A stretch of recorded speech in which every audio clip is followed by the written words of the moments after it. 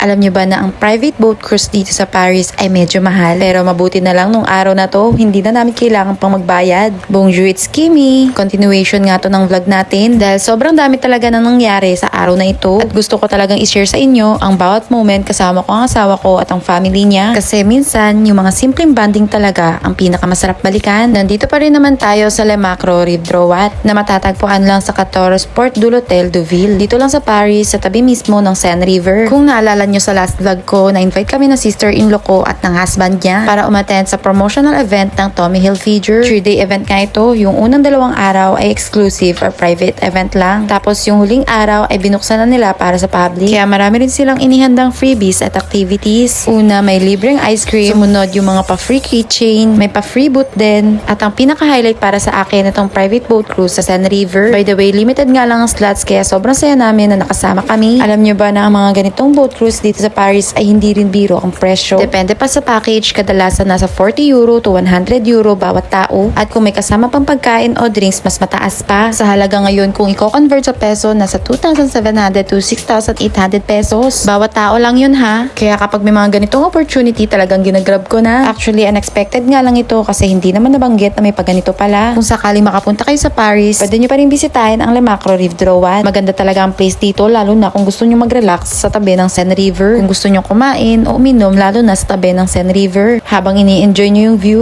Yung mga freebies katulad ng free ice cream, free keychain, free photo booth, at private boat cruise ay part lang ng promotional event ng Tommy Hilfiger. Kaya wala na siya ngayon. Pero kahit wala na yung event, sulit pa rin puntahan yung place. Dahil ang ganda talaga ng ambience at perfect siyang puntahan, lalo na kapag summer. Fast forward, pagkatapos ng boat cruise, saka kami bumalik para kumain. Hindi nga muna kasi namin ginalaw yung pagkain kanina. Kasi gusto muna namin sulitin ang boat ride. At grabe, ang dami nilang sinerve. Ang nakakatuwa pa, treat ito ng husband ng sister-in-law ko. Dahil siya ang head chef dito sa restaurant. Kaya sobrang thankful talaga kami. Kami na nga lang ang bumili ng drink. At dahil hindi naman kami umiinom ng alcohol, non-alcoholic drinks nga ang binili namin. Ito nga pala ang ilan sa mga pagkain at drinks na sinaserve nila dito. Marami pa silang ibang menu. Pero ito yung in-order at natikman namin nung araw na yun. Alam nyo ba, habang tumatagal kami dito, may isa akong napansin patungkol sa mga French. Karamihan sa kanila, kaya nilang tumambay sa isang cafe o restaurant na matagal. Kahit minsan, coffee or drinks lang ang order nila. O kaya isang baso ng wine tapos nagkukwentuhan lang sila ng ilang oras. Yung feeling na parang hindi sila nagmamadali. Kapag lunch or dinner time naman, syempre kakain talaga sila. Pero kung morning, afternoon, or snack time, kadalasan drinks lang ang in-order nila. Napansin ko rin na mas dahan-dahan silang kumakain. Kung ikukumpara talaga sa ating mga Pilipino, medyo iba talaga. Tayo kasi minsan kahit hindi pa lunch, naghahanap agad ng mga kain.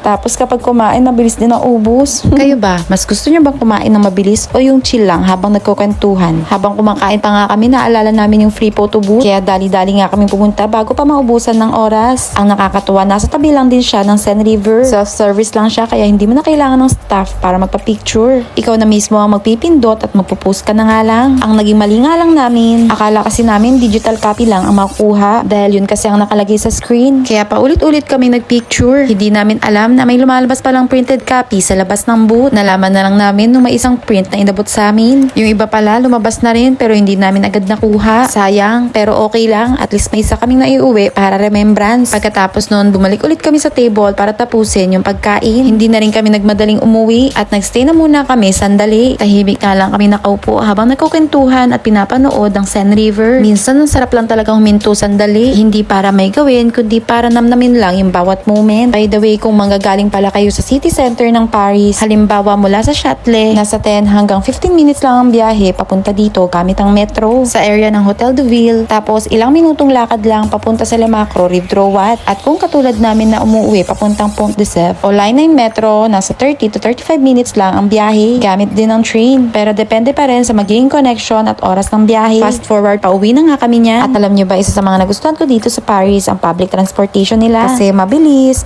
intindihin kapag nasanay ka na. At halos lahat ng tourist spots, kayang-kaya mong puntahan gamit lang ang metro. O diba, ang galing. Iwas pa sa traffic at kung magka-traffic man, hindi naman ganun katagal. Hay, isa na naman tong experience na siguradong hindi namin makakalimutan. Kung kayo, alin ang gusto nyong subukan kapag napunta kayo sa Paris? Yung boat cruise ba?